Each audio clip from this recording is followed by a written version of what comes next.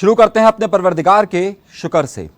आज दो बहुत अहम मामलात हुए, बल्कि अगर यूं कहा जाए कि चार बड़े मामलात हुए तो शायद ये बात ठीक रहेगी। सबसे बड़ा मामला आज सुबह के वक्त शुरू हुआ कि जब चीफ ऑफ आर्मी स्टाफ ने समाअत शुरू की मिलिट्री कोर्ट्स पर, और जैसे ही उन्होंने समाअत शुरू की वैसे ही हुकूमत की तरफ से एक ऑब्जेक्शन किया गया कि जस्टिस मंसूर अली शाह पर उन्होंने एतराज कर दिया। 2 दिन पहले मंसूर अली शाह ने खुद कहा था, क्योंकि दरख्वास्त गुजार साबिक जस्टिस जवाद साहब जो है वो मेरे रिश्तेदार हैं, अगर हुकूमत को एतराज़ है तो कह दीजिए मैं हट जाता हूं, लेकिन उस वक्त हुकूमत ने उस पर कोई एतराज़ नहीं किया और उसके बाद आज एतराज़ किया और बेंच टूट गया। जैसे ही बेंच टूटा तो फिर बाद में समाअत 6 रुकनी बेंच ने शुरू की, और जब 6 रुकनी बेंच ने शुरू की तो उस वक्त ये बात कही गई चीफ जस्टिस की तरफ से कि मिलिट्री कोर्ट्स के हवाले से जो दलाइल हैं उसे कल तक लाजमी तौर पर मुकम्मल किया जाए। इसमें क्या क्या दलाइल पर बात हुई आज के प्रोग्राम का खास हिस्सा होंगे, और फिर उसी के साथ एक और स्टोरी ने डेवलप की शाम के वक्त, और शाम करीबन कोई 5 बजे के वक्त ये बात सामने आई कि पाकिस्तान की फौज के तर्जुमान DGISPR जो है वो आज प्रेस कॉन्फ्रेंस से खिताब करेंगे। जैसे उन्होंने प्रेस कॉन्फ्रेंस से खिताब किया तो उनका मुकम्मल तौर पर फोकस 9 मई के वाक़यात थे, और उन्होंने उसमें क्या क्या बातें कही आज का प्रोग्राम उस मौजू पर भी होगा। और फिर इन दोनों से ताल्लुक़ रखने वाली एक और ख़बर जिससे ज़्यादा अहमियत इख्तियार की वो थी दुबई में होने वाली मुलाकातें, और दुबई में पाकिस्तान की सियासी जमातों के अहम रहनुमा इस वक्त मौजूद हैं। मुस्तकबिल का फार्मूला तय हो रहा है, या फिर माजी पर गुफ्तगू होगी, या फिर हाल इस वक्त उनके ज़ेर बहस है। इन 3 अहम मौज़ूआत के साथ साथ गुफ्तगू का अगला और चौथा बहुत ही अहम मरहला होगा, उस पर भी बात होगी, लेकिन वो मरहला क्या है उसे हम आखिर पर रखते हैं। हमारे साथ हर बार की तरह मारूफ सहाफ़ी, तज़िया निगार और दानिश्वर नवेद ज़ुबैरी साहब मौजूद हैं। नवेद ज़ुबैरी साहब के साथ आज हमारे साथ क्योंकि अली सरवर साहब मौजूद नहीं है तो उनकी जिम्मेदारियां मैं पूरी कर रहा हूं, मगर हमारे साथ इस्लामाबाद से मौजूद होंगे मारूफ सहाफ़ी बिलाल साहब, और उनसे भी उनकी राय लेंगे। गुफ्तगू का बाकायदा आगाज़ करते हैं, और सवाल पहला ही हमारा जहाँ से हम आगाज़ करते हैं आज सुबह की कार्रवाई से, और फिर उसके बाद दीगर मौज़ूआत की तरफ जाते हैं। नवेद ज़ुबैरी साहब, सबसे अहम मामला ये रहा कि मिलिट्री कोर्ट्स, और यूं लगता है कि मिलिट्री कोर्ट्स इस वक्त पाकिस्तान की सियासत का और पाकिस्तान की अदालती तारीख का और फिर इंतज़ामी मामलात का अहम मौजू बन चुका है। आज एक बार फिर जो बेंच है वो टूट गया, और उसके बाद अब 6 रुकनी बेंच इसको कह रहे हैं। 3 जजेस इससे अलग हो चुके हैं। आपको क्या लग रहा है कि क्या हुकूमत अपना मौक़िफ़ कर रख सकेगी इस पर, और मिलिट्री कोर्ट्स इसी तरीके से काम करेगी, या फिर इसमें कुछ और फैसला होगा? बिस्मिल्लाहिर्रहमानिर्रहीम। देखिए, टाइम इसमें बड़ा कम रह गया। आई डोंट नो क्यों ये कल ही इसको निपटाना चाहते हैं। लगता है बहुत जल्दी में है, और 9 रुकनी बेंच से आपने देखा 6 रुकनी बेंच रह गया है, और उसमें जो दलाइल दूसरी तरफ से दे रहे हैं वो तीनों पाकिस्तान के टॉप के सुप्रीम कोर्ट के वकील खड़े हुए हैं। एक तो आपके दोस्त आ गए, सारे ही मेरे दोस्त हैं, बल्कि दोस्त क्या है, सारे सीनियर सुप्रीम कोर्ट के वकला हैं। सारा पाकिस्तान इज्जत करता है, मैं भी उनकी इज्जत करता हूँ एज ए प्रोफेशनल। किसकी? फरूक नसीम साहब? नहीं, फरूक नसीम साहब की नहीं, ऐसा हसन साहब हैं, इसमें अकरम साहब हैं, इसमें अपने पंजाब के साबिक गवर्नर पार्टी के लतीफ़ खोसा साहब, साबिक रहनुमा के लतीफ़ खोसा साहब मौजूद है। तीनों सुप्रीम कोर्ट के। फरूक नसीम भी तो आ गए ना, हुकूमत ने कर दिया ना उनको। वो हुकूमत की तरफ से आए, वो है तो आपके दोस्त ना। हाँ, वो हुकूमत की तरफ से आए, वो अपोजिशन की सब समझ लें, आप ये कह सकते हैं। बहरहाल आज एक बड़ा जो ऐसा डायलॉग हुआ जिस पे मैं समझता हूँ बात करनी चाहिए। इस वक्त मोहतरम चीफ जस्टिस साहब ने पूछा कि क्या दुनिया की किसी और अदालतों में, मुल्कों में भी तो ये सिस्टम है? तो उस वक्त दलाल दिए गए, नहीं, अमेरिका में भी फौजी अदालतें कायम नहीं करती। कोई इस किस्म का केस हो तो सिविलियन कोर्ट में ही जाता है। तो आप किस मुल्क की मिसाल दे रहे हैं? किसी भी जमहूरी मुल्क की मिसाल दें तो वो उसके बाद नहीं दे पाए। बहरहाल उन्होंने अपने दलाल मुकम्मल कर लिए। अब कल का दिन है, अब देखें कल हुकूमती दलाल क्या आते हैं और क्या फैसला होता है। लेकिन आज की जो ISPR की प्रेस कॉन्फ्रेंस उसका ज़रूर असर पड़ेगा। हाँ, जाहिर सी बात है, दोनों का मामला है। लेकिन बिलाल साहब हमारे साथ मौजूद हैं, और बिलाल साहब इस्लामाबाद से मारूफ सहाफ़ी, तज़िया निगार मौजूद हैं। आज के प्रोग्राम 3 का खुसूसी हिस्सा है। बिलाल साहब, आपको मेरी आवाज़ आ पा रही है? जी, आपकी आवाज़ आ रही है, लेकिन बहुत स्लो आ रही है। हाँ, हम ज़रा आहिस्ता से बोलने वाले लोग हैं ना, आपको मालूम है, शाइस्तगी का दामन हम नहीं छोड़ते। अच्छा, लेकिन आवाज थोड़ी क्लियर नहीं है, काम है, चलें गुजारा हो जाएगा, कोशिश करते हैं। हाँ हाँ, आजकल सब लोग इस गुर्बत में जो है ना वो गुजारा ही कर रहे हैं। अच्छा बिलाल साहब, जी। जो सूरत हाल है आज, ख़ास तौर पे दिन का आगाज़ ही मिलिट्री कोर्ट्स की समाअत के साथ हुआ और एक साहब जस्टिस जवाद साहब जो हैं वो, उन्हें जस्टिस जवाद जो साबिक जस्टिस हैं, उनकी दरख्वास्त पर जस्टिस मंसूर अली शाह जो है वो वहाँ से उस पर एतराज़ हुआ और बेंच टूट गया। और फिर आज जो समाअत हुई सारी आपके सामने मौजूद है। आपको लग रहा है कि मिलिट्री कोर्ट्स कल तक इस मामले को कल तक चीफ जस्टिस समेट सकेंगे?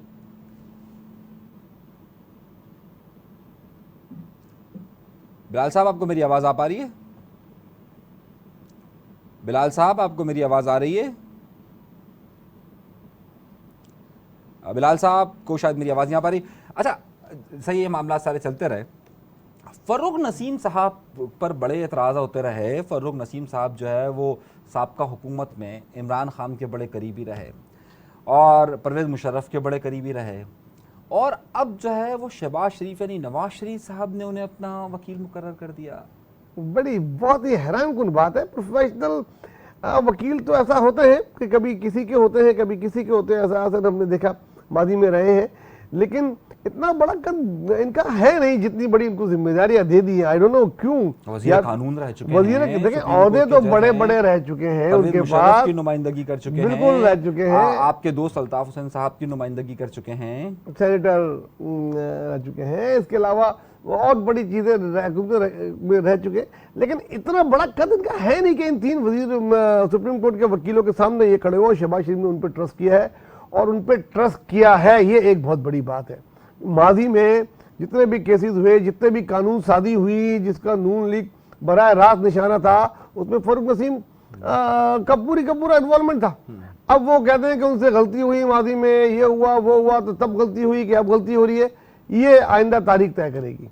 लेकिन ये कहा जाता है कि फरूक नसीम साहब जो है वो पाकिस्तान की इस्टेब्लिशमेंट के काफ़ी पसंदीदा हैं। जी, तो आपको लग रहा है कि क्या इस बार भी जो है वो पर्ची वहीं से आई है? जी, मुझे लग नहीं रहा, मुझे यकीन है कि वो, क्योंकि मिलिट्री कोर्ट ज़ाहिर है पाकिस्तान की देखिए, वो establishment के शहबाज हवाले शरीफ से की चॉइस नहीं हो सकते, कभी भी नहीं हो सकते।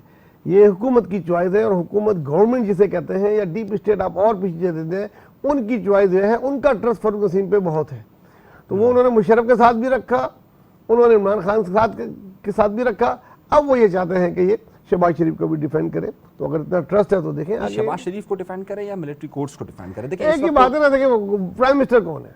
शहबाज शरीफ है, और ये हुकूमत की तरफ से बात हो रही है। हुकूमत ने कानून साजी किए ना, हुकूमत ने कानून बनाया, मतलब शहबाज शरीफ उसके लीडर है। कानून तो पहले से मौजूद था, कानून तो मौजूद था, अमेंडमेंट करके इसमें डाला गया ना कि ये फौजी अदालतों का। अच्छा, एक बड़ा अहम मामला ये है कि आज समाअत चल रही है और समाअत के वक्त ही आमतौर पर DGISPR की प्रेस कॉन्फ्रेंसेस बहुत कम हुई हैं, और एकदम से आज उनकी प्रेस कॉन्फ्रेंसेस और फोकस 9 मई और मिलिट्री कोर्ट्स।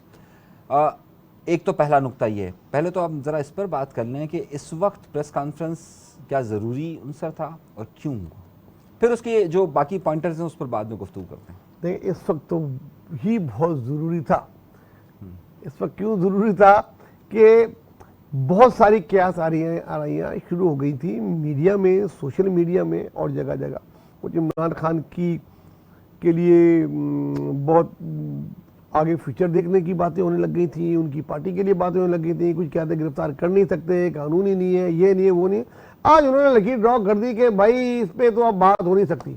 9 मई के जिम्मेदारों को और उनके फैसिलिटेटर को नहीं छोड़ा जाएगा। ये बात आज की प्रेस कॉन्फ्रेंस करके हर जगह मैसेज दे दिया, बशमूल हमारे मुअज़्ज़िज़ इदारों को। तो अदलिया क्या उस मामले से बैक हो जाएगी इस प्रेशर के बाद, या अदलिया सही फैसला देगी या गलत फैसला देगी या किसी की हिमायत में देगी, क्या करेगी? देखिए, अभी केस कोर्ट में है और अभी बोलना गलत है। जब इसके फैसले आ जाएगा ना, उस पर हम तनकीद कर सकते हैं, वो हमें हक दिया हुआ है, उससे बड़े कंटम लगा देंगे भाई। अच्छा सर, होती है तो वो फैसले आने के बाद फैसले पे बात की जा सकती है।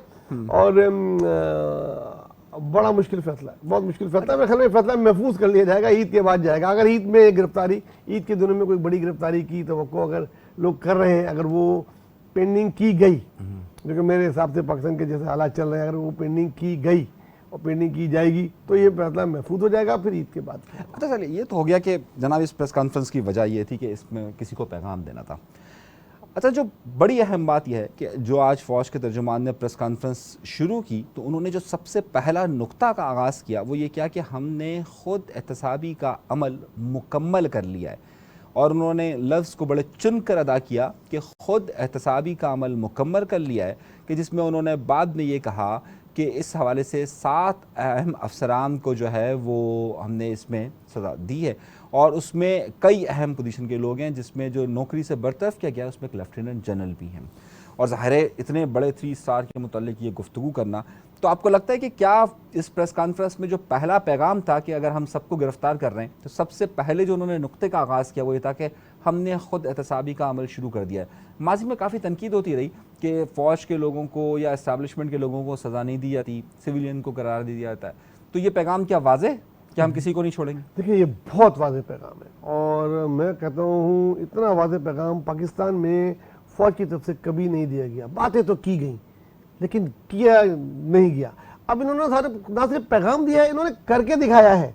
Major general, lieutenant general, major general, 7-8 brigadiers को उन्होंने बोला कि हमने उनका एहतसाब किया। जब वो अपने इतने बड़े बड़ों को नहीं छोड़ रहे तो वो नीचे किसी को नहीं छोड़ेंगे। और आज का मैसेज एक बैनुल अक़वामी कुव्वतों को भी था जो बाहर लिख रहे हैं, उनके लिखारी हैं कि हमारे मामलात में नहीं बोला, इसको अब हम खुद डिसाइड करेंगे।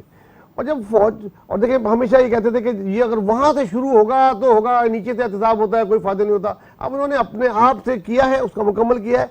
नेक्स्ट स्टेप हो सकता है ये सियासतदानों पर भी आए। अच्छा, सियासतदानों पर था, लेकिन देखें नुक्ता यह है कि उन्होंने जो पहला सवाल शुरू किया कि भाई ख़ुद एहतसाबी का अमल हमने शुरू कर दिया। उसके बाद जो दूसरा बड़ा नुक्ता था और वो ये था, उन्होंने कहा कि भाई जो भी इसके ज़िम्मेदारान हैं, जो भी इसके मास्टरमाइंड हैं, उन्हें गिरफ़्तार किया जाएगा और उन्हें कानून करारवाह की सज़ा दी जाएगी।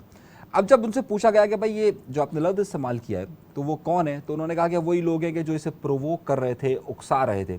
तो उससे ये नाम तो उन्होंने नहीं लिया, लेकिन ज़ाहिर है क्या ये इशारा आपको लगता है कि इमरान खान की तरफ है बराह रास्त, कि जनाब उनकी तरफ इशारा है कि वही बात कर रहे थे? देखिए, नाम लेने पे पाबंदी है तो उन्होंने उस पाबंदी को मेरे ख्याल में ऑब्जर्व किया है, इसलिए नाम नहीं लिया। बाकी तो खुल के बात की है।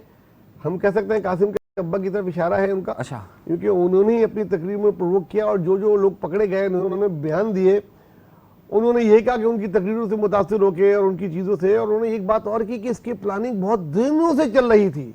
ये मैसेजेस ऑलरेडी कन्वेड थे लोगों को कि किस दिन किसने क्या क्या करना है। मतलब ऑलरेडी ये प्लान था, प्री प्लान था, कोई एकदम वाकया नहीं हुआ। वो उन्होंने इस तरह एस्टेब्लिश किया है और ज़ाहिर सी बात है प्रूफ भी होंगे उनके पास। वो बहुत सारे लोग जब इसको एग्जीक्यूट करेंगे तब पता लगेगा कि ये प्रूफ कितने। बहुत सारे लोग कह रहे हैं कि भाई इनको अगर पता था कि प्री प्लान है तो इन्होंने पहले क्यों नहीं रोका? उसकी उन्होंने दिया ना, उसके जिम्मेदारों को जो ये नहीं रोक पाए उसका उन्होंने बड़ा वादे जवाब दिया। सवाल किया था एक साहबी ने इस्लामाबाद में, नाम में भूल गया उनका, तो उसका जवाब में उन्होंने बोला, 3 सवाल उन्होंने एक साथ कर लिए थे। पहला सवाल कैसा यही था कि देखिए उस वक्त जिस वक्त ये हो रहा था, अगर हम करते तो वो उनका मकसद पूरा हो जाता। अगर हम उनको फायर कर देते या कुछ कर देते तो जो उनका मकसद था वो पूरा हो जाता। हमने वो नहीं किया। लेकिन बाद में हमने उसके जिम्मेदारों को जो इनको रोकने में नाकाम रहे, हमने उसके खिलाफ कार्रवाई की है। और ये जो चीज़ हो रही है खुद एहतसाबी का अमल, उसमें वो लोग भी हैं जो बड़े बड़े अहदों पे उस वक्त मौजूद थे, जिनकी जिम्मेदारी थी, और उन्होंने ना सिर्फ ये कि ना उनको रोका बल्कि उनके ख्याल में और लोगों के ख्याल में फैसिलिटेट भी किया उनको। अच्छा, एक और बड़ा अहम नुक्ता जो हम, क्योंकि इनके एक एक नुक्ते पर बात कर रहे हैं, उन्होंने फोकस किया कि ये सारा बाहर के लोग इसको प्लांट कर रहे हैं और बाहर के लोग इसको चला रहे हैं। ये किसकी तरफ इशारा है? देखिए, खुल के तो हम किसी भी मुल्क का नाम नहीं ले सकते। एज पर इंटरनेशनल लॉ, जब तक आपके पास इनफ सबूत नहीं हो, हम किसी पे इल्ज़ाम नहीं लगा सकते उस वक्त जिस वक्त हम हमारी माली हालत ऐसी हो तो। लेकिन उनका इशारा वहाँ से बैठे हुए वो लोग हैं जिनके माजी करीब में बयानात कासिम के अब्बा के बारे में आते रहे हैं। कुछ का ताल्लुक जो पाकिस्तान की भी जिम्मेदार रहे हैं, कुछ और रहे हैं, कुछ उनके ब्यूरोक्रेट्स हैं जो उनसे मुलाकातें करते रहे हैं, कुछ डिप्लोमेट्स हैं जो उनसे मुलाकातें करते रहे, बाद में बयानात भी देते रहे। तो वो उन सबको मैसेज है कि भाई ये हमें सब पता है जो जो जो उसको फैसिलिटेट कर रहा था, और हम अब इसको और मजीद स्पेयर करेंगे नहीं। अच्छा, अब ये सारी बातें हो रही हैं, देखें बहुत अहम नुक्तों पर बात हो रही है, और अब अगले इसके अहम नुक्ते पर आते हैं। उन्होंने ये कहा है कि इन सब को, और ख़ास तौर पर उन्होंने कहा कि 102 लोग जो हैं वो आइडेंटिफाई हुए हैं, उन्हें जो है वो मिलिट्री कोर्ट्स में रखा गया है। तो अब मिलिट्री कोर्ट्स में रखा गया, तो दूसरी तरफ मिलिट्री कोर्ट्स का आज सुबह की समाअत भी हुई, फैसला भी आने वाला है। तो आपको ऐसा नहीं लग रहा कि पाकिस्तान की इस्टेब्लिशमेंट उन कोर्ट्स के ज़रिए ही फैसला चाहती है, ना कि सुप्रीम कोर्ट की तरफ देख रही है? ऐसा उनकी गुफ्तगू से महसूस हुआ। ये ऐसा हुआ तो है, लेकिन ये अभी कब वक्त होगा। लेकिन जो उनके मिलिट्री के लोग थे तो उन्होंने उनको ट्रायल कर लिया अपने कोर्ट में, जिसका उनको राइट था। उनको अपील का हक भी नहीं है कि वो चले जाए। अब इसमें जो जो सिविलियन है और जो इसमें इन्वॉल्व है उसकी बहस है उनका। वो ये चाहते हैं इसी कोर्ट में ट्रायल हो ताकि एक ही केस का हिस्सा है, और इसीलिए उन्होंने इसका राइट मांगा है। और जो दूसरा वर्जन है वो ये है कि नहीं, ये सुप्रीम कोर्ट ही डिसाइड करेगी सिविलियन का। अब अगर फैसला इधर वे आ जाता है तो फिर इन सब का भी ट्रायल वहाँ होगा, वही सजाएं होंगी जो मिलिट्री कोर्ट में है, अदरवाइज सुप्रीम कोर्ट में चलेगा। अच्छा, बहुत अहम नुक्ते पे बात कर रहा हूँ और इस वक्त ताज़ा खबर आई है, और ताज़ा खबर ये आई है कि चीफ जस्टिस जो हमारे जस्टिस मंसूर अली शाह साहब थे, जिन्हें पर एतराज़ किया गया था, उन्होंने अपना तहरीरी नोट जो है वो जारी कर दिया है। और उन्होंने कहा है कि मुझे इस बेंच में शमूलियत ही इख्तियार नहीं करनी चाहिए थी, क्योंकि मेरे रिश्तेदार इसके वकील थे, यानी जस्टिस जवाद साहब जो हैं वो उनके रिश्तेदार हैं। तो उन्होंने कहा कि मेरा तो शुरू से पॉइंट ऑफ व्यू यही था। अब बड़ा एक अहम नुक्ते की बात बता रहा हूँ कि ये पैगाम क्या चीफ जस्टिस के लिए नहीं है कि चीफ जस्टिस अपनी सास की आवाज़ वाला केस समाअत फरमा रहे थे, तो ये तो बहुत, और दीगर जो जस्टिस मज़ाहिर अकबर नकवी उसके दूसरे केसेस का हिस्सा थे, तो ये एक वाज़ेह पैगाम नहीं है चीफ जस्टिस साहब के लिए कि एक तरफ उनकी ही अदालत से ये जस्टिस मंसूर अली शाह अलग हो रहे हैं, और ये बाकायदा तहरीरी नोट अभी जारी हुआ है और अभी सुप्रीम कोर्ट की वेबसाइट पर अभी जारी हुआ है, जब मैं आपसे बात कर रहा हूँ 2 मिनट पहले। जी। अच्छा देखिए, इसके अंदर 2 पहलू हैं। एक तो इनको पहले ही कह देना चाहिए था नॉट बिफोर मी, जब इनको पता है कि रिश्तेदार है, वकील है। उन्होंने कहा था कि अगर आपको मुझ पर एतराज है तो उस वक्त जो है वो हुकूमत को नहीं था, लेकिन उनको खुद अखलाकन नहीं सुनना चाहिए था। जिस तरह ये कह रहे हैं ना कि उनको भी नहीं सुनना चाहिए चीफ जस्टिस को, तो इनको भी नहीं सुनना चाहिए। माजी में ऐसा होता रहा कि अगर बहुत किसी वकील से भी किसी के बहुत अच्छे ताल्लुकात होते थे तो वो उसके सामने पेश नहीं होता था। मगर अब ये चीज़ें ख़त्म हो गई हैं, अब वो सुनते हैं जबकि नहीं होना चाहिए। इन्होंने एक अच्छी मिसाल कायम की है, और अल्लाह करे फ्यूचर में भी ऐसा ही होता रहे। लेकिन मुझे पता नहीं क्यों लग रहा है कि इसमें और डिले ना आ जाए किसी किस्म का केस में। अच्छा, एक और बात और ना बेंच से हट जाए। हाँ, क्योंकि ये बिल्कुल ताज़ा खबर अभी हम तक ये मौसूल हुई, तो हमने कहा कि इस पर बात हो जाए। अच्छा, अब हम लेते हैं ज़रा सा इन दोनों को समराइज़ कर देते हैं, आज की प्रेस कॉन्फ्रेंस और आज के मामला क्या है, जो जिससे आप कहते हैं कासिम के अब्बू, और मैं उन्हें कुछ और कहता हूँ। जी। तो जो आप जिन्हें कासिम के अब्बू कहते हैं, उनके लिए एक तरफ से तो बहुत बुरी खबर आ गई है, यानी कि जो आज प्रेस कॉन्फ्रेंस है वो तो वाज़ेह और बहुत ज़्यादा क्लियर है। अच्छा, तो दूसरी तरफ आपको लगता है कि अदालत से उनको कुछ नवीद मिल सकेगी इस हवाले से?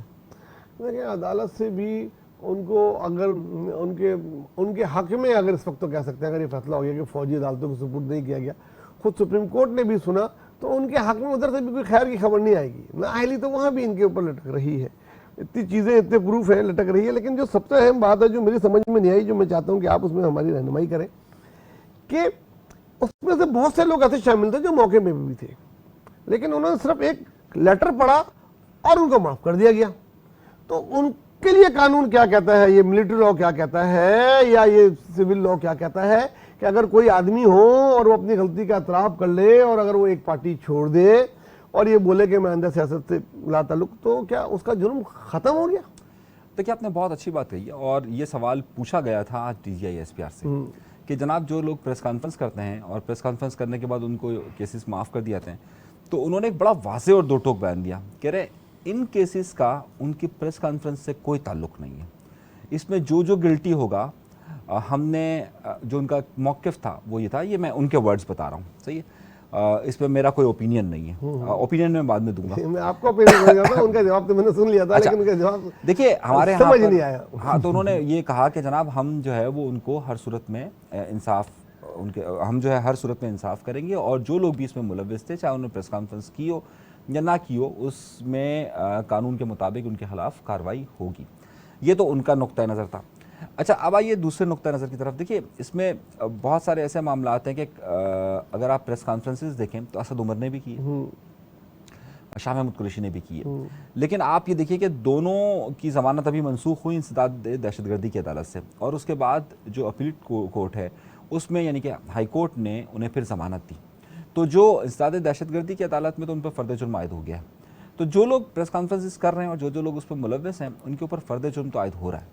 अब ये देखना है कि उनके मामलात क्या मिलिट्री कोर्ट्स की तरफ जा रहे हैं या नहीं जा रहे हैं, ये उससे फिर फैसला सिचुएशन सामने आएगी कि मामलात किस तरफ जा रहे हैं। लेकिन मेरा अपना ज़ाती ख्याल ये है कि वो लोग जो बहुत ज़्यादा एक्सट्रीम थे और तमाम चीज़ों में इन्वॉल्व थे, जैसे शहरियार आफरीदी है, उन्हें प्रेस कॉन्फ्रेंस की इजाज़त नहीं दी जा रही। मैं आपको अपनी इत्तला दे रहा हूँ। शहरियार आफरीदी पाँव में गिर गए और उन्होंने कहा है कि मुझे प्रेस कॉन्फ्रेंस की इजाज़त दी जाए, लेकिन शहरियार आफरीदी को इसलिए नहीं दी जा रही क्योंकि जब GHQ पर हमला हुआ था तो GHQ पर बाकायदा वो एक वीडियो उनकी आई है कि जिसमें वो जलसे से ख़िताब कर रहे हैं और कह रहे हैं कि हमें GHQ जाना है, लेकिन मैं असद उमर के का इंतज़ार कर रहा हूँ कि वो आकर मुझे बताएं तो फिर हम आगे जाएं। तो ये बात उस वजह से शहरियार आफरीदी को माफ़ नहीं किया जा रहा, ये मैं आपको खबर दे रहा हूँ। तो जो लोग, कुछ लोग ऐसे भी हैं कि जो प्रेस कॉन्फ्रेंस करना चाह रहे हैं और जिनकी बाकायदा वीडियोस मौजूद हैं उस वक्त उन लम्हात की, उनको प्रेस कॉन्फ्रेंस का मौका नहीं दिया जा रहा, नहीं दिया जा रहा। ये खबर है मेरे और पास। जैसे इमरान इस्माइल हो गए, अली जदी हो गए और चौधरी साहब हो गए। देखिए इमरान इस्माइल और ये दोनों तो कराची में थे, कराची में सही है, लेकिन जो लोग ख़ास तौर पर इन्वॉल्व हैं उनमें से अक्सरियत को, जो लोग जिनकी वीडियोस मौजूद हैं उधर की, उनको शायद जिस तरह से यास्मीन राशिद साहिबा यास्मीन राशिद साहिबा को नहीं दी जा रही, उनको नहीं दी जाएगी, उनकी जमानत तो हो गई है लेकिन उन्हें फिर दोबारा गिरफ्तार कर लिया गया, तो उनको नहीं दी जाएगी। तो ये जो चंद लोग हैं, ऐसा हो तो अच्छा है, लेकिन ऐसा नहीं हो अगर वो किसी एक पार्टी में शुमालियत इख्तियार कर ले, नहीं बनने वाली पार्टी में, और उनके गुनाह माफ किए जाए तो फिर ये नहीं, जो हल्के फुल्के हैं उनको तो माफ कर दिया जाएगा, लेकिन जो मेन लोग हैं उनमें से जिसकी वीडियोस मौजूद हैं उनमें से किसी को भी नहीं किया जाएगा। अच्छा, बहरहाल ये दो बड़ी बातें थी। मेरे ख्याल से बिलाल साहब हमारे साथ नहीं हैं, बिलाल साहब से हमारी गुफ्तगू राब्ता हमारा मुनक़ता हो गया। अच्छा खैर, अच्छा अब आते अगली दो, बहुत ज़्यादा हमने मामलात पर बात कर ली। आप हज पर नहीं जा रहे? नहीं, मैं इस साल नहीं जा रहा, अल्लाह ताला ने अगर बुलाया तो अगले साल जाने की मेरी। तो सियासी लोग तो हज बड़े शौक से कर रहे हैं आजकल। वो सियासी लोग हज कर रहे हैं, वो सियासी खर्चे पे कर रहे हैं, हमको अपने खर्चे पे करना है और ख़र्चा इतना ज़्यादा है इस बार हज का कि अफोर्ड नहीं कर पा रहे थे।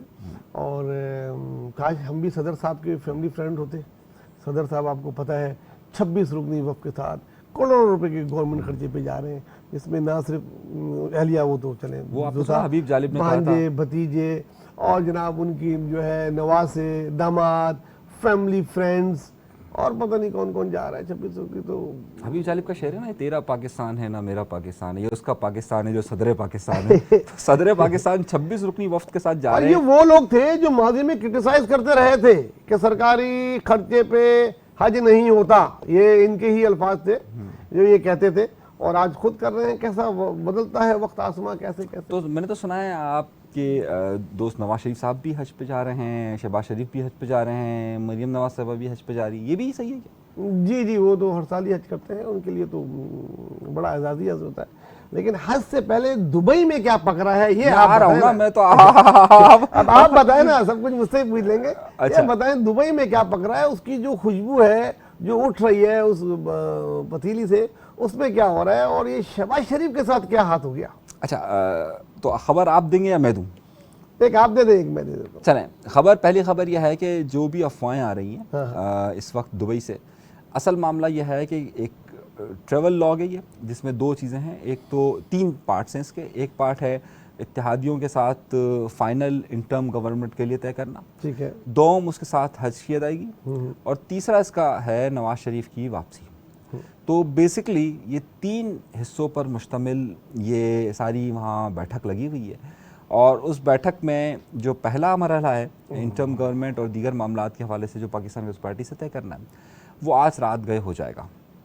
उसके बाद ये काफ़िला हज के लिए निकलेगा, और उसके बाद 4 दिन के बाद, 5 दिन के बाद जब ये आएंगे तो उसके बाद ये फार्मूला तय करेंगे कि वापसी का रास्ता क्या होगा।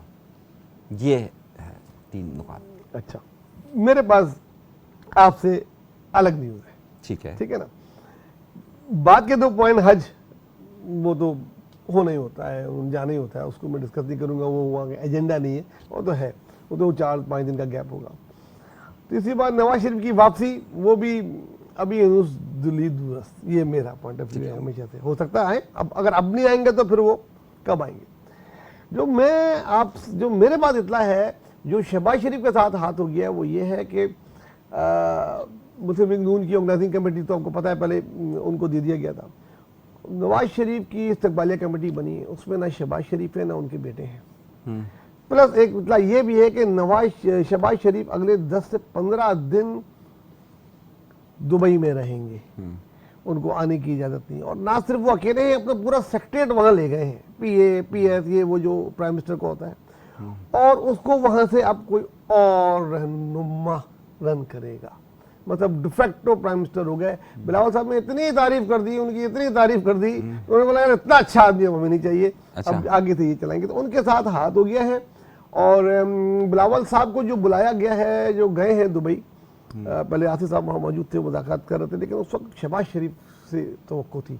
लेकिन जब मरियम को सामने बिठाया गया कि मरियम के साथ मुज़ाकरात करेंगे, तो वो फिर बिलावल करेंगे, आसिफ साहब तो उनके साथ मुज़ाकरात नहीं करेंगे, क्योंकि हमको पता है कि नवाज शरीफ और जरदारी साहब तो आपस में बैठते नहीं है, मुज़ाकरात उस लेवल पे होते नहीं है। तो जब उनकी बेटी करेगी तो इधर से भी उनका बेटा करेगा, इसलिए ये गए। शहबाज शरीफ इन मुज़ाकरात में भी कहीं नहीं है। जो इंटरम गवर्नमेंट तय करेगी या इंटरम गवर्नमेंट का टाइम पीरियड तय करेगी, नाम फाइनल तय करेगी, उसमें भी वो कहीं नहीं नजर आ रहे शहबाज शरीफ साहब। अच्छा, आपको लग रहा है कि शहबाज शरीफ नज़र नहीं आ रहे, लेकिन मेरी इतलात यह है कि शहबाज शरीफ साहब इन सारे मामलात के अंदर इन बोर्ड हैं। उनके ही कहने, उनसे सारी मुशावरत के बाद जो लंदन में हुई, उसके बाद उससे चंद दिन पहले ही मरियम को फ़ाल कर दिया गया था। उसके बाद लंदन में सारे मामलात तय करने के बाद जो है वो ये काफ़िला वहाँ से निकला है दुबई के लिए, और उसके बाद वो सऊदीया की तरफ जाएगा। तो जो फार्मूला तय हुआ है वो मेरा अपना ज़ाती ख्याल है कि उसमें शहबाज शरीफ इन बोर्ड है। देखिए आइंदा आने वाले वक्त में पता लग जाएगा, अगले 4-5 दिन में, कि शहबाज शरीफ इन है या अब सारी कमांड मरियम कर रही है। अच्छा, मैं जो है वो हमारे साथ टेलीफोन कॉल पर मौजूद हैं। मैं सिर्फ ये नहीं जान पाया कि कौन साहब हैं, लेकिन बहरहाल कोई हमारे साथ टेलीफोन कॉल पर जी ज़रा बताइएगा कौन साहब हैं। अली रज़ा साहब हमारे साथ मौजूद हैं। अली रज़ा साहब, आपको आवाज़ आ रही है मेरी? जी जी बिल्कुल, आपकी आवाज़ आ रही है। जी अली साहब, इस वक्त ये क्या हो रहा है दुबई में? दुबई में जनाब इस वक्त पाकिस्तान की किस्मत के फैसले हो रहे हैं। दुबई में पाकिस्तान की सियासत की जो सियासी फजा है उसको बदलने के फैसले किए जा रहे हैं। आप यूं कह लें कि आइंदा जो चंद माह पाकिस्तान की सियासत में चीजें रहनुमा हो रही हैं, वो किस्मत लिखी जा रही है दुबई में इस वक्त। और पाकिस्तान की सियासत के जो मेन प्लेयर्स हैं वो इस वक्त दुबई में मौजूद हैं, जिनमें आसिफ अली जरदारी साहब हैं, जिसमें मियां नवाज शरीफ साहब है, और बाकी उन प्लेयर्स के आगे जो उसका मुस्तकबिल है, उनके बच्चे बिलावल भुट्टो जरदारी साहब और मरियम साहब, वो भी वहां पर मौजूद हैं। तो हमने हमेशा लंदन प्लान तो सुना था, तो ये इस दफा दुबई प्लान जो है वो चल रहा है। और इस प्लान में पाकिस्तान में आइंदा जो निगरान सेटअप है उसके ऊपर मामला तय हो रहे हैं, पावर शेयरिंग के ऊपर मामला तय हो रहे हैं। निगरान सेटअप में किसको वज़ीर आज़म जो है निगरान किसका होगा, उस हवाले से मामला तय किए जाने हैं। और आइंदा जो इंतखाबात हैं वो किस तरह से लड़ने हैं, और उनके ऊपर जो ये जो इत्तेहाद है इस वक्त हुकूमत का, क्या ये इंतखाबी इत्तेहाद पे बदलेगा या नहीं बदलेगा, इसके ऊपर मामला तय किए जा रहे हैं। और इसके अलावा लंदन से भी कुछ लोग वहां पर पहुंच रहे हैं, शहबाज शरीफ साहब जो है वो भी पहुंच रहे हैं, और उसके अलावा जहांगीर तरीन साहब के जो नुमाइंदे हैं ओम चौधरी साहब वो भी वहां पर पहुंच रहे हैं। तो यानी कि आप ये कह सकते हैं कि इस वक्त वहाँ इन तमाम लोगों की पहले डिस्कशंस का महवर समझते थे इमरान खान है, लेकिन इस वक्त हम देख रहे हैं कि अब वो इमरान खान साहब से खुद आगे निकल चुके हैं। यानी कि उनकी नजर में अब इमरान खान पाकिस्तान की सियासत में इररेलेवेंट हो चुके हैं। अब उनको लगता है कि अब हम ही जो है वो बादशाह हैं, तो इस हवाले से जो है वो अब चीजें तय की जा रही हैं। अली रज़ा साहब ये बताइएगा, क्या दुबई में आसिफ जरदारी और नवाज शरीफ की मुलाकात का भी कुछ इम्कान है? अगले पिछले 1-1.5 साल में तो हुई नहीं, अब कुछ इम्कान है? देखिए इम्कान जरूर है। जरदारी साहब ऐसे तो गए नहीं है, डेफिनेटली मुलाकात के लिए ही गए हैं। इत्तेफाक तो है कि अचानक से नवाज शरीफ साहब पहुंचे हैं, फिर जरदारी साहब भी पहुंच गए, तो डेफिनेटली मुलाकात के लिए ही गए हैं। और उनकी 1-2 अदवार जो है हो चुके हैं। नवाज साहब के नहीं, उनके नीचे जो वक्त हैं, जो छोटे मतलब लेवल की मीटिंग होती है, बड़ी मीटिंग पहले जो छोटी मीटिंग होती है मामले को तय करने के लिए, तो आप कह लें वो मुलाकात हो चुकी है। और बाकी ये जो जरदारी साहब के नवाज साहब की मुलाकात है, ये भी डेफिनेटली है। और जो ब्रेक थ्रू होने आगे आइंदा दिनों में जो पाकिस्तान में रुकमा होगा उस हवाले से। तो अच्छा, हमारे कुछ जराये ने तो बताया था कि अब तकरीबन मरियम ने टेक ओवर कर लिया है, मरियम ही मुज़ाकरात कर रही है और आगे मरियम ही करेंगे। तभी यहाँ से बिलावल साहब गए और बिलावल और मरियम के दरमियान हो रहे हैं। इसमें शहबाज शरीफ साहब भी इररिलेवेंट हो चुके हैं। ऐसी कोई खबर है आपके पास? नहीं सर, वो देखें, ये इस दफा देखें इन दो बच्चों की पोजीशन सिर्फ यही है क्योंकि ये दोनों के जानशीन है ना, जरदारी साहब के जानशीन बिलावल साहब हैं और नवाज शरीफ साहब की जानशीन मरियम नवाज साहिबा हैं। और डेफिनेटली उन्होंने मैदान इंतखाबी मैदान में भी इकट्ठे उतरना है। तो वो तो इस हवाले से उन बच्चों को एक लेगेसी के तौर पर बुलाया गया है। बाकी जो मेन चीजें हैं, लेकिन नवाज शरीफ साहब को अचानक क्यों आना पड़ा दुबई? वो फिर वहां लंदन से ही जो है वो सऊदी अरब चले जाते हैं उम्रा का हज करने के लिए। तो वो अगर दुबई आए हैं और जरदारी साहब यहाँ से दुबई गए हैं तो डेफिनेटली इन दोनों की मुलाकात तो है ना। और ये भी इससे यहाँ पर जो पॉइंट नोट करने वाला है कि इतनी बड़ी मुशावरत है, इतने बड़े मामला है पाकिस्तान के हवाले से जो इन्होंने तय करने हैं कि अचानक नवाज शरीफ साहब को लंदन छोड़ के दुबई आना पड़ा है। तो इससे हम अंदाजा लगा सकते हैं कि मामला जो है वो आपको बिल्कुल तब्दील होने वाले हैं पाकिस्तान की तरफ के। अच्छा अली साहब, ये जो आपने बातें सारी कही हैं ये तो ज़ाहिर एक बड़ी अमूमी सी बात है। इसमें आपको लग रहा है कि ये सारा फार्मूला तय हो रहा है, ये पाकिस्तान की जो मुक़्तदरा क़ुव्वतें हैं उनका कितना इसमें हिस्सा होगा? वो ही तो मेन प्लेयर इन तमाम लोगों को चलाने वाले हैं। इस वक्त हिस्सा क्या है? हिस्सा तो देना ही उन लोगों ने। तो क्या पीडीएम इसी शेप में इलेक्शन लड़ेगी या पीपल्स पार्टी और नून लीग अलग अलग इलेक्शन लड़ेंगे एक दूसरे के खिलाफ? सर, इस वक्त इनको लगता है कि इनकी सियासी बका इसी में है, ये आपस में मत लड़ें, ये मिलकर लड़ें। क्योंकि इमरान खान साहब वटेवर जो भी आप कह लें, लेकिन अभी भी ग्राउंड पर कहीं ना कहीं तो वो मौजूद है इमरान खान साहब। तो इनको लगता है कि अगर हम आपस में लड़ पड़े तो फिर वो बाउंस बैक कर जाएंगे इमरान खान साहब, हमें नुकसान होगा। और इमरान खान साहब की वजह से जो जमातें स्पेशल ग्रुप्स वजूद में आ रहे हैं वो फायदा उठाएंगे। तो इसलिए उन ग्रुप से बचने के लिए, उनको फायदा न देने के लिए जरूरी है कि सब आपस में मिलकर इलेक्शन लड़े। और यही इस वक्त इनकी सोच पाई जा रही है और इसीलिए इकट्ठे हुए हैं। आगे मुस्तकबिल में इकट्ठे लड़ने के लिए जो पावर शेयरिंग का फार्मूला तय हो रहा है ना, सीट एडजस्टमेंट हो रही है, जरदारी साहब बाकी सारे मामला तभी मतलब ये तमाम चीजें इसी हवाले से हैं।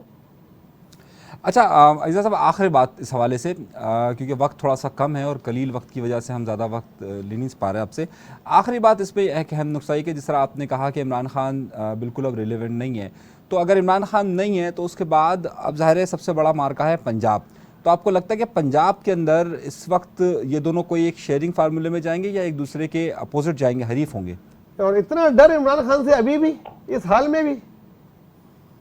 सर वो डर तो होता है, शेर के वो क्या कहते हैं, वो कहीं डर तो वैसे ही डर तो मजबूत है ना। शेर बल्ले से डर रहा है, शेर एक बल्ले से डर रहा है, ये कैसा शेर है? बात ऐसी है सर, देख रहे हैं अभी तो पाकिस्तान में आपको अचानक किसी सियासी जमात को खत्म नहीं कर सकते, ना कभी कर पाए हैं।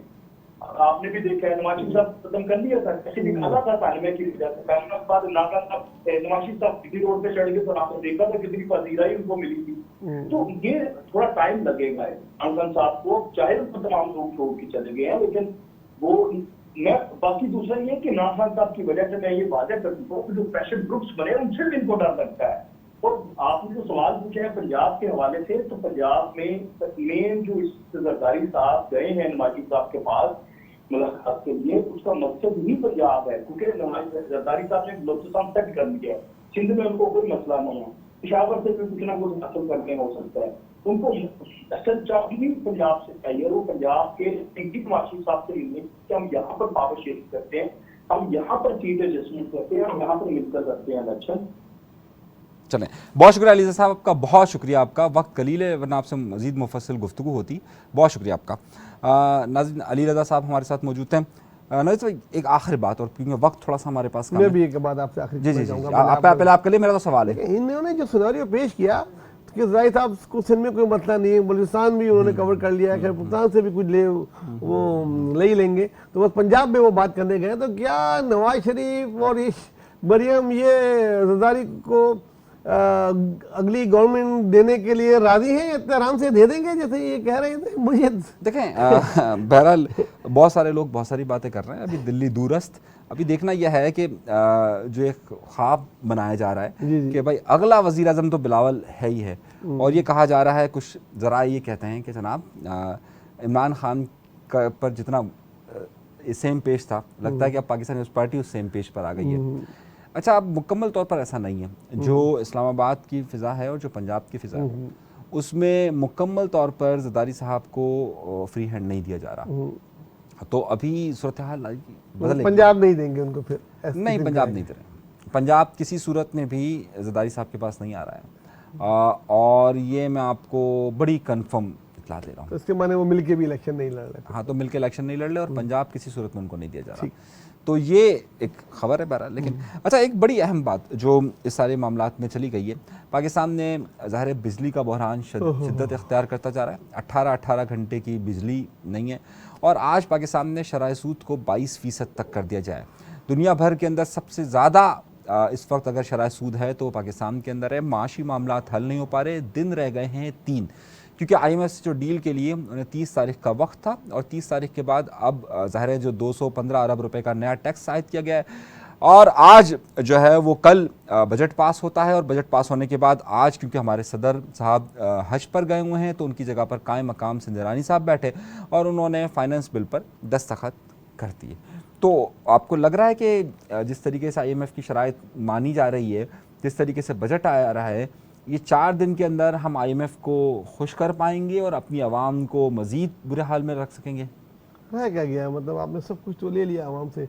बजट पहले सुहाने ख्वाब दिखाया गया, बजट में हम ये कर रहे हैं, वो कर रहे हैं, ये कर रहे हैं, आखिरी 3 दिन में उस बजट की ऐसी तैसी कर दी गई, टैक्स लगा दिए गए 215 अरब रुपए के, पेंशन ख़त्म करने की बातें की गई, और कम से कम टैक्स भी 2,15,000 रुपये ले आए कि मतलब जो सालाना कमाई, मतलब वो गरीब क्या कमाएगा, क्या खाएगा, क्या खाएगा। इंटरेस्ट 22% कर दिया। अब कम से कम 4-5% तो बैंक भी लेगा जो आपको करेगा। मैं एक बिजनेसमैन भी हूँ, मैं ये देखता हूँ कि मतलब किस तरीके से अगर मैं किसी बिजनेस के लिए इनसे लोन लूँ और कोई चीज़ इंपोर्ट या एक्सपोर्ट करूँ या कुछ दूँ, तो 25% ये, 17% जनाब GST, 5% इंटर टैक्स, 25 वो समझ लें वो हो गया, तो 50%। कौन सा दुनिया का ऐसा बिजनेस है भाई जिसमें 50% पहले दे दूँ गवर्नमेंट को और बैंक को, और उसके बाद अपना भी कमा लूँ और प्रॉफिट? तो भाई ये अगर ये सूरत हाल रही तो बैंक जो है ना, खाली वो ATM रह जाएगा कि आपकी सैलरी आई, आपने निकाला या चाहे क्या जमा, उधर बिजनेस से कोई नहीं होगी। अच्छा, बड़ा अहम मामला है कि हर साल IMF को कितना भी खुश कर दे, हर बात तो मान चुके हैं, फिर वो डूम और कुछ और ना ले आए, पता नहीं। अब हर साल एक मसला हमारे लिए खड़ा होता है। 27 जो इतला इस वक्त गर्मी की वजह से 27,000 के मेगावाट हमें इस वक्त तलब है, 20,000 के करीब हम प्रोड्यूस कर रहे हैं, और जो इतलात हम तक पहुंच रही है उसके मुताबिक, जो इतलात हम तक पहुंच रही है उसके मुताबिक 7,500 से ज़्यादा का इस वक्त फ़र्क है। पूरे पाकिस्तान में लोग बिजली के लिए इस वक्त बहुत बुरा सूरत हाल है। सूरज बहुत ज़्यादा गर्म है। आज लाहौर में कहीं बारिश हुई और बहुत अच्छी बारिश हुई है लाहौर में, लेकिन बाकी पूरे मुल्क का सूरत हाल इस वक्त बहुत ज़्यादा ख़राब है।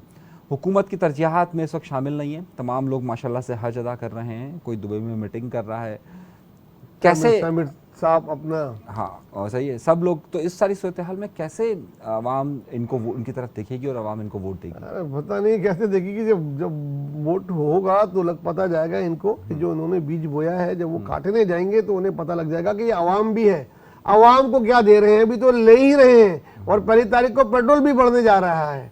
आप ये देखें, आवाम ये देख रही है कि हमारे लिए कुछ भी नहीं है, और जो कुछ भी अगर बिल पास हो रहा है तो चेयरमैन सेनेट की रिटायरमेंट के बाद का हो रहा है। कोई करोड़ों रुपए देके हज पे जा रहा है, कोई कुछ कर रहा है, कोई दुबई घूम रहा है, कोई इंग्लैंड। प्राइम मिनिस्टर साहब 12 महीने में 18 दौरे इंग्लैंड के कर लेते हैं।